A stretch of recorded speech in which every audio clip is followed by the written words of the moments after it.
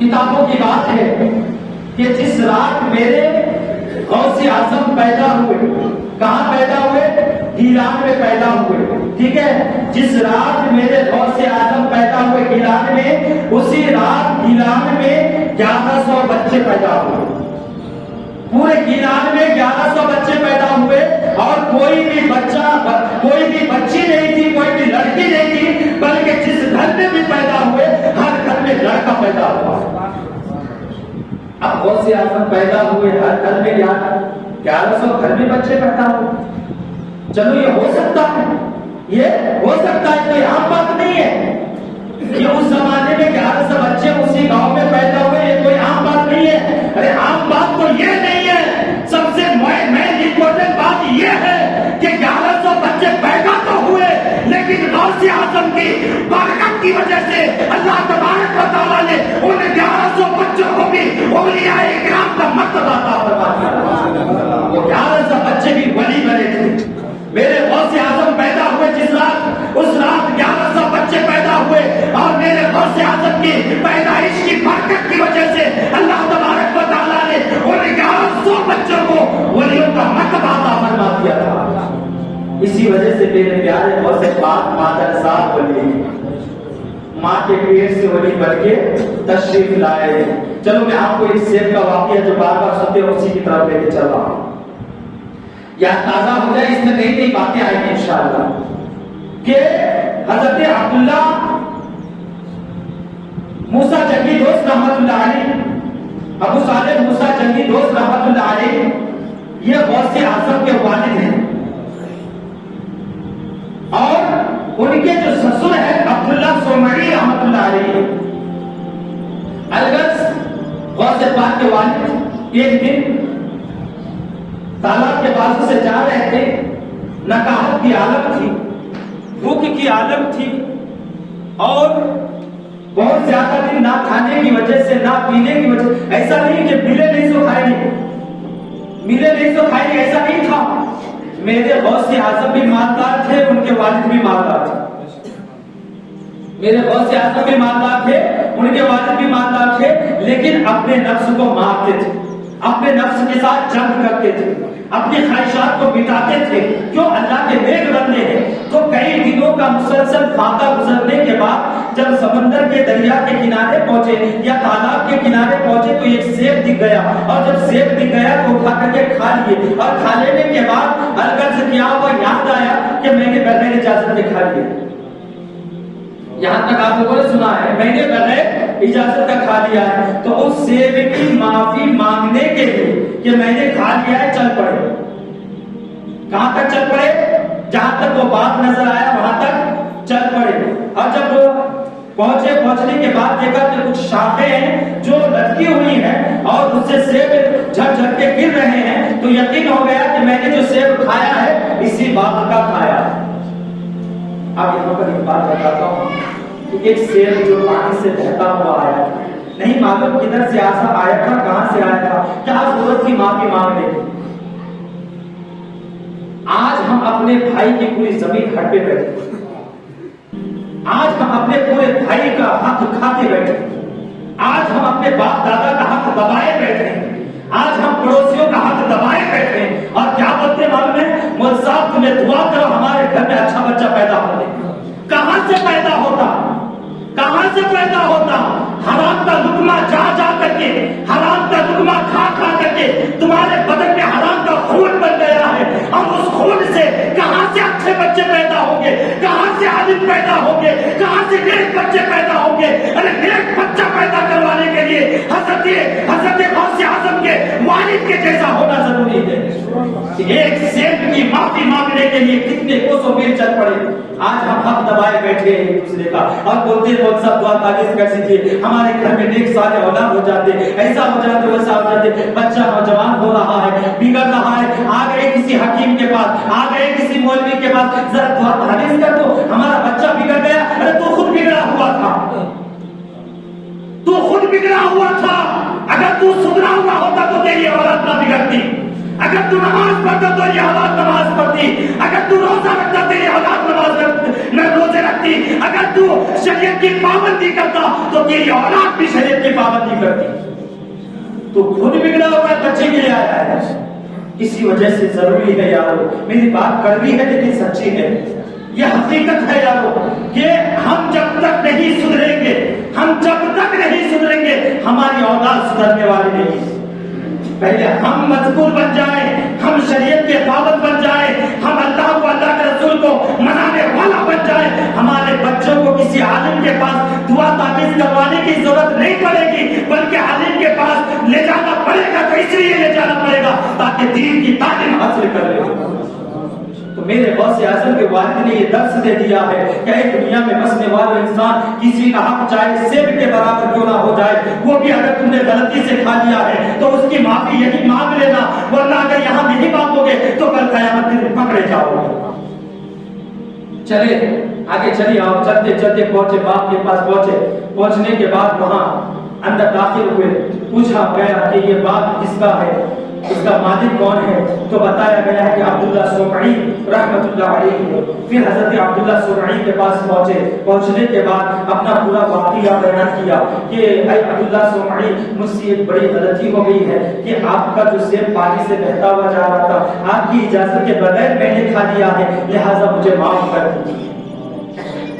लिहाजा मुझे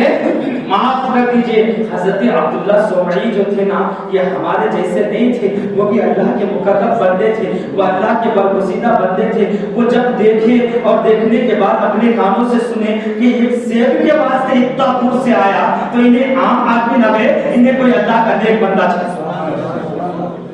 अल्लाह का मुकर्रम बंदा है। क्या बोले मालूम है, अभी इम्तिहान शुरू होता है। देखिए अब इम्तिहान शुरू होता है, उसको ठोक ठोक के, बजा बजा के उसको परखने की कोशिश कर रहे हैं। हज़रत अब्दुल्ला सोमई फरमाते क्या है मालूम है, 12 साल तक मैं बोले सर का सुनना। कितने साल? 12 साल तक मेरी खिदमत करना, मैं क्या बोलूं वो सुनना, मैं जैसा बोलूं वो करना। हज़रत प्यारे आका गौसे आज़म के वालिद अब क्या बोलते हैं मालूम है, मूसा जंगी दोस्त रहमतुल्लाह अलैह बोलते हैं मुझे बिल्कुल मंजूर है, 12 साल तक क्या बोलते मैं करूं। 12 साल याद होता क्या, ये एक दिन किसी की गुलामी करके देखो मालूम हो जाता। जो हलाल पैसे कमाते हैं ना, दिन भर कारीगर कामा करते हैं, कारीगर कामा की बात कर रहा हूं मैं। एक दिन सुबह उठ करके जो शाम के वास्ते जाना पड़ता है ना, उसे जाने वाले को पूछो कितनी तकलीफ होती है। बहुत तकलीफ होती है यारो, किसी की गुलामी करना बहुत तकलीफ होती है, लेकिन पेट भी है,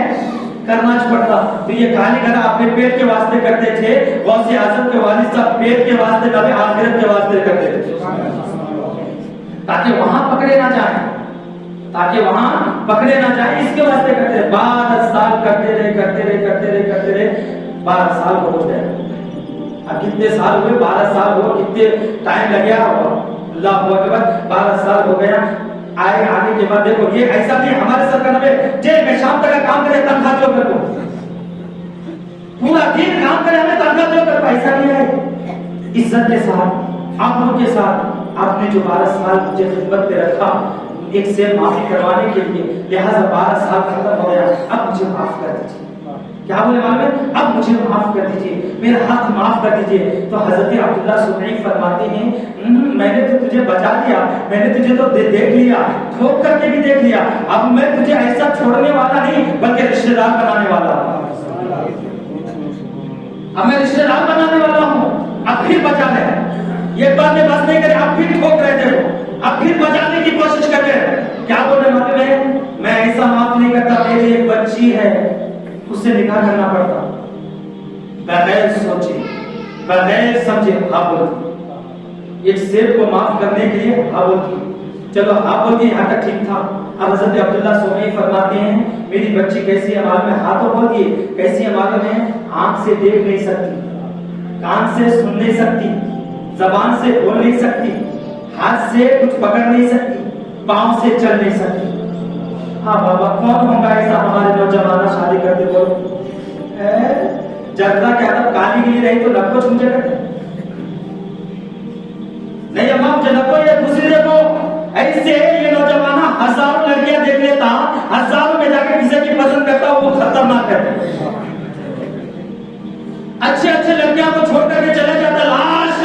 लास्ट में जाकर कैसे खतरनाक रहती हो अल्लाह को मालूम। ارے ہولے تمہاری قسمت خراب ہے، کالی گوری مت دیکھو، یہ دیکھو دین کا پابند ہے کہ نہیں۔ میں تو یہ کہتا ہوں کہ رشتہ جب دیکھنے کے لیے ہم لوگ جاتے ہیں نا، جب لڑکی والے پوچھتے ہیں لڑکا کیا کرتا ہے، لڑکا کون سا کام کرتا ہے، میں تو یہ کہتا ہوں اگر لڑکی والا پوچھنا شروع کر دے کہ بچہ نماز پڑھتا ہے یا نہیں پڑھتا ہے تو یہ بھی رشتہ مشکل ہو جائے گا، یہ بھی رشتہ مشکل ہو جائے گا۔ اللہ ماشاءاللہ، میں سب کو بتا نہیں رہا، یہ بھی رشتہ مشکل ہو جائے گا اگر بچے والے پوچھنا شروع کر دے تمہارا بچہ نماز پڑھتا ہے کیا، آپ جھوٹ بولنا پڑتا، جھوٹ بولنا پڑتا دیکھو، لیکن قانون میں ایسا نہیں، قانون میں ایسا نہیں ہے، پوچھو کرو،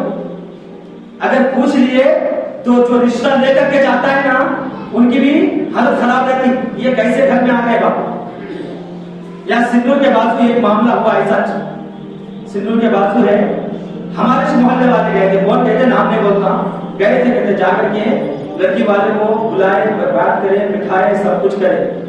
لیکن قربان جب اس فیملی پہ وہ کیا بولے معلوم ہے، ہماری بچی 5 وقت کی نماز پڑھتی ہے، تمہارا بچہ پڑھتا ہے کیا؟ اب رشتہ لے جانے والے کیا بولے معلوم ایسا، بس ہاں بھی نہیں ہو رہا ہے، کیوں جھوٹ نہیں بول سکتا، اب جھوٹ بولے تو پکڑا جاتا، بعد میں آتی بچی، آنے کے بعد یہ سال یہ وقت کی نماز نہیں پڑھتا، ماں باپ کو بول دیتی بچی، جھوٹ بولے تو پکڑا جاتا اور سچ بولے تو رشتہ نہیں ہوتا۔ کیا کرتے بولتے نہیں، نوشو بیچارہ قسمت کا مارا، ایسا ہو گیا۔ تو خدا کے واسطے ایسا نہ کو بنو، پہلے خود صوم و صلاۃ کا پابند بنو، خود اپنے بچوں کو صوم و صلاۃ کی پابندی کرواؤ، پھر آپ جا کر کے ویسی لڑکی ڈھونڈو، اللہ عطا فرما دے گا۔ تو غوث اعظم کے والد سے کہا گیا ہے، موسیٰ جنگی دوست رحمۃ اللہ علیہ، کہ میری جو بچی ہے آنکھ سے دیکھ نہیں سکتی، کان سے سن نہیں سکتی، زبان سے بول نہیں سکتی، ہاتھ سے پکڑ نہیں سکتی، پاؤں سے چل نہیں سکتی، کیا بھی سوچش نہیں، دیکھو کیا بھی ہمارے ساتھ کا سوچش نہیں، میں کر کچھ کہیں کو بولے تو آخرت کو دیکھ رہے تھے، یہ چند دن کی لڑکی کو نہیں دیکھ رہے تھے، آخرت کو دیکھ رہے تھے۔ البس اب وہ زمانہ الگ زمانہ تھا، پردے کے آڑ میں نکاح پڑھایا جاتا تھا، آج کل کا زمانہ الگ زمانہ ہو گیا ہے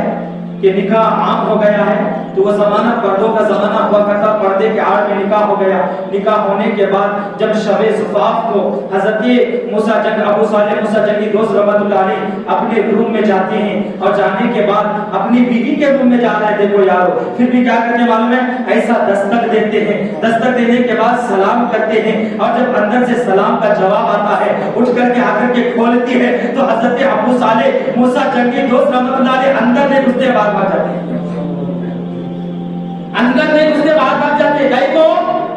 کیونکہ وہ اپنے سسر سے سنے تھے یہ لنگڑی ہے، پھر کیسا چل کو آئی نہیں، بول نہیں سکتی، سلام کا جواب کیسا دیے نہیں ہے نہیں، تو کیا کرے، اندر میں آئے، باہر بھاگے، اپنے سسر کے پاس گئے، جانے کے بعد کہنے لگے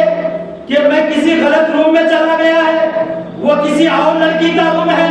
وہ میرا روم نہیں ہے، کیونکہ اس کے اندر سے سلام کا جواب بھی آیا ہے اور لڑکی آ کر کے دروازہ بھی کھولی ہے، لہٰذا وہ میری بیوی کا روم نہیں ہے۔ حضرت موسیٰ جنگی دوست رحمۃ اللہ علیہ کے سسر مسکراتے ہیں اور مسکرا کر کے فرماتے ہیں کہ میں نے جو بتایا تھا وہ صحیح ہے، لیکن تم نے بھی جو دیکھا ہے وہ بھی صحیح ہے۔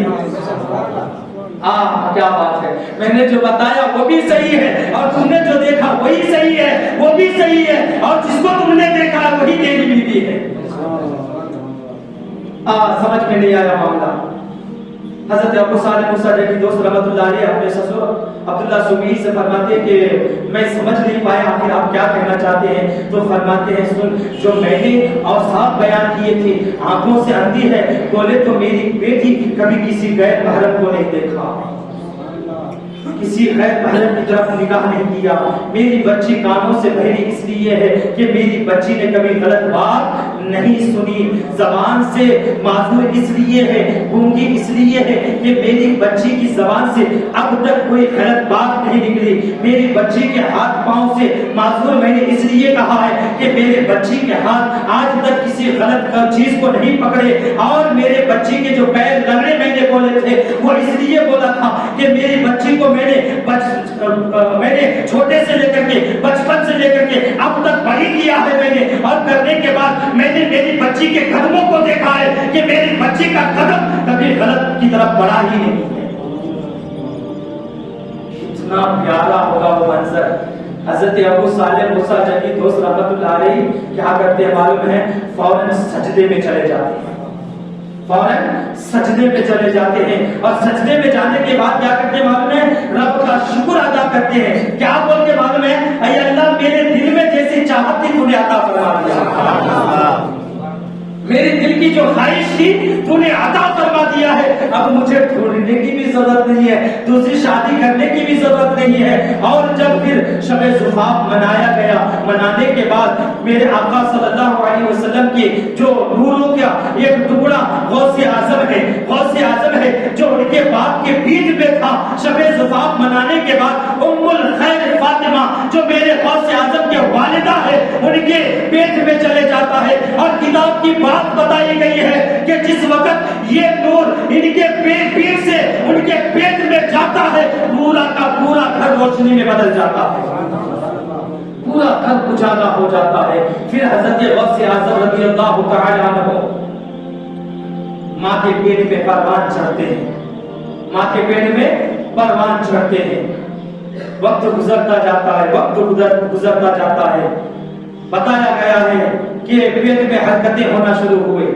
ایک دن غوث اعظم کی والدہ کو خواہش پیدا ہوئی کہ میں کیا کروں معلوم ہے, ایک انار کھاؤں, یا کچھ جھاڑ میں لگے ہوئے تھے انار ہی شاید ذکر آیا ہے کہ انار کھانے کا من کرا. جب انار کھانے کا من کرا, غوث اعظم ابھی ماں کے پیٹ میں ہے یارو. یہ میں اپنی طرف سے نہیں بتا رہا, آپ لوگوں کی واہوائی کے لیے نہیں بتا رہا, کتابوں کی بات بتا رہا ہوں, ولیوں کا مقام بتا رہا ہوں. وہ ولی جو مادر ذات ولی ہے, جو ماں کے پیٹ میں ولی ہے, ان کا مقام بتا رہا ہوں. جب کھانے کی خواہش پیدا ہوئی تو جھاڑ کی طرف جا رہی تھی, جاتے جاتے جب جھاڑ کی طرف ہاتھ اٹھانا شروع کرتی ہے تو غوث اعظم پیٹ کے اندر اپنی ماں کو آواز دیتے ہیں, اے والدہ اس جھاڑ کو ہاتھ مت لگانا, کیونکہ جس جھاڑ کو آپ ہاتھ لگانے جا رہی ہے, جس سیب کو یا جس انار کو آپ ہاتھ لگانے جا رہی ہے, اسی پتے کے نیچے ایک بچھو بیٹھا ہوا ہے جو آپ کو ڈنک مارنے کے لیے تیار ہے. ایک بچھو بیٹھا ہوا ہے جو ڈنک مارنے کے لیے تیار ہے. غوث اعظم ماں کے پیٹ میں ہے, ابھی دنیا میں آیا ہی نہیں, دنیا کی چیزوں کو دیکھ رہے ہیں, اس جھاڑ پہ بیٹھے سو بچھی کو بھی دیکھ رہے ہیں, اور اپنی ماں کو تنبیہ بھی کر رہے ہیں, اے اماں ہاتھ نہ لگانا, بچھو کاٹ ڈالے گا.